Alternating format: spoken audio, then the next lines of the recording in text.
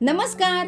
आज मी पारंपरिक अळूवडीला दिलाय एक नवीन आकार. चला आज बनवूया ही लेयर्ड आणि चौकोनी स्क्वेअर शेप क्रिस्पी अळूवडी, आणि ती पण सोप्या पद्धतीने. अळूवडी करण्यासाठी अळूची ही सर्व पानं मी ही अशा प्रकारे स्वच्छ धुवून घेतलेली आहेत. पानाच्या मागचं हे डेट जे असतं ते आता हे आपल्याला थोडंसं असं अलगदरित्या कापून घ्यायचं आहे. आता लसूण, आलं आणि हिरवी मिरची बारीक वाटून घ्यायची. एका बाउल मध्ये मी 3 वाट्या बेसन घेतलेला आहे. आता यामध्ये अर्धा वाटी तांदळाचं पीठ घालते, त्याने अळूवडी छान कुरकुरीत बनते. आता यामध्ये वाटलेलं हिरवी मिरची, लसूण आणि आल्याचं वाटण घालायचंय. अळूचा खाजरेपणा कमी करण्यासाठी चिंचेचा कोळ घालायचाय. तर यामध्ये 2 चमचे बडीशेप पावडर, 2 चमचे धणा पावडर घालायचे, 1 चमचा जिरा पावडर, पाव चमचा हळद, 2 चमचे गुळाची पावडर, चवीप्रमाणे मीठ, 1 चमचा सफेद तीळ. आणि आता हे सर्व मिश्रण व्यवस्थित मिक्स करून घ्यायचंय.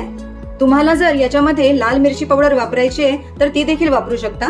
थोडं पाणी घालून हे सगळं मिश्रण मी व्यवस्थित मिक्स करून घेतलेलं आहे आणि ह्याची अशा प्रमाणे कन्सिस्टन्सी ठेवलेली आहे. आता अळूवडीचे रोल न बनवता डायरेक्ट चाळणीमध्येच आपण अळूवडीचे लेअर लावणार आहोत. त्यासाठी चाळणीला व्यवस्थित असं तेल लावून घ्यायचंय. ते व्यवस्थित चाळणीला असं चोळायचंय, जेणेकरून आपले जे अळूवडीचे लेयर्स आहेत ते चाळणीला चिकटणार नाहीत. आता अळूचं पान या चाळणीमध्ये असं ठेवायचं आहे. मोठं पान आहे त्याच्यामुळे हे थोडंसं बाहेर आलंय. आता यावर हे मिश्रण व्यवस्थित पसरवून घ्यायचंय. बेसनाच्या मिश्रणाचा अगदी पातळ थर लावायचाय. त्यानंतर हे एक्स्ट्राचं जे पान आहे ते यावरच असं आपल्याला फोल्ड करायचं आहे. हे पहा अशा पद्धतीने. आणि यावर आता परत थोडंसं हे मिश्रण पसरवायचंय. आता यावर आपल्याला दुसरं पान ठेवायचं आहे आणि परत आपल्याला सेम प्रोसिजर करायची आहे. तुम्ही ह्याचे रोल देखील बनवू शकता, पण मी आज तुम्हाला अळूवडी बनवायची एक वेगळी मेथड दाखवते.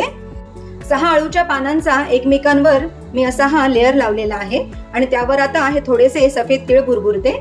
आता हे आपल्याला वाफवायला ठेवायचंय. टोपामध्ये मी पाणी गरम करत ठेवलेलं आहे.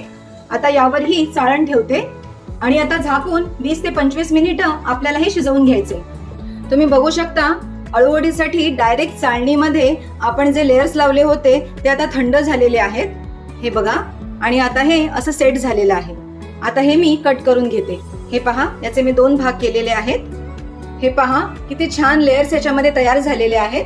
हे पहा अशा पद्धतीने याचे मी चौकोनी तुकडे करून घेतलेत. कढईमध्ये तेल व्यवस्थित गरम करून घ्यायचे आणि या अळूवड्या या गरम गरम तेलात सोडायच्या आणि छान फ्राय करून घ्यायचे.